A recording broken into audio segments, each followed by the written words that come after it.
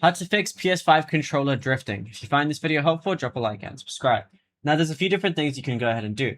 Power off and rotate your analog stick. So turn off your PS5 and disconnect the DualSense controller. Pull the affected analog stick slightly outward and rotate it full 360 degrees clockwise 30 times. Then 360 degrees anti-clockwise 30 times as well. Now, once you go ahead and do that, press the stick in, so R3 and L3, and spray compressed air around the base of the thumbstick and apply a few drops of isopropyl alcohol around the ball joint and rotate the stick continuously to break up internal debris, and then just let it dry for about 5 minutes.